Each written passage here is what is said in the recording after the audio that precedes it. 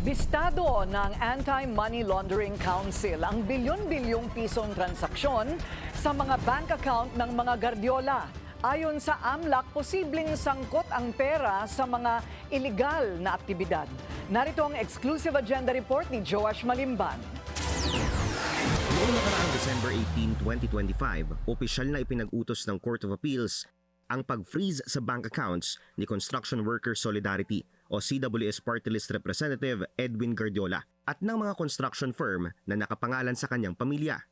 Ayon sa freeze order petition ng Anti-Money Laundering Council o AMLAC, kabilang dito ang 756 bank accounts na nakapangalan sa Newington Builders, 325 accounts na nakapangalan sa S.A.N. Construction and General Trading, 57 accounts na nakapangalan sa Laurel Development Corporation at 55 accounts na direktang nakapangalan kay Guardiola.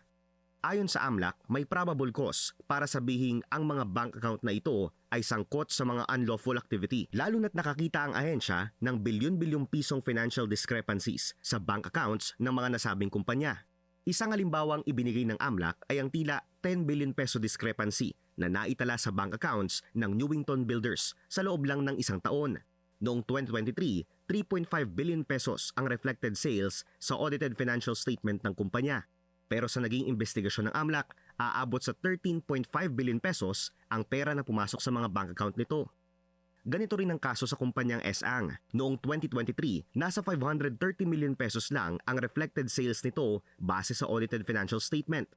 Pero nadiskubre ng AMLAC na aabot ang cash and check inflows ng S.A.N. sa 13.7 billion pesos sa loob lang ng isang taon. Tila sablay rin ang audited financial statement ng Laurel Development Corporation. 127 million pesos kasi ang reflected revenues ng kumpanya noong 2023. Kahit na nasa 132 million pesos ang pumasok na pera sa bank accounts nito.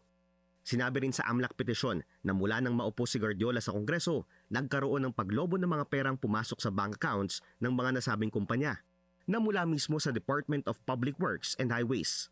Kung ikukumpara sa 2016 to 2021 period, nagkaroon ng 219% increase sa bank accounts ng S.A.N. at 779% increase naman sa bank accounts ng Laurel.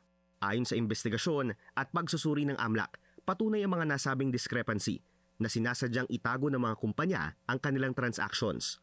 Kamakailan lang, naghain ng isang gag order petition si Guardiola laban sa sister platform ng Billionaire News Channel na Billionario.com matapos ang paglalabas ng exclusive reports kaugnay ng AMLAC investigations. Isa si Guardiola sa mga pinakakasuhan ng Independent Commission for Infrastructure at DPWH kaugnay ng umano'y pagiging isang contractor. Sinubukang muli ng Billionaire News Channel na kunin ang panig ni Guardiola pero hindi pa rin ito tumugon sa aming mga mensahe. Para sa agenda, Joash Malimban, Billionaire News Channel. Manatiling nakatutok sa Billionario News Channel. Sumubaybay sa aming social media accounts at mag-subscribe sa aming YouTube channel para sa mga bago at eksklusibong balita.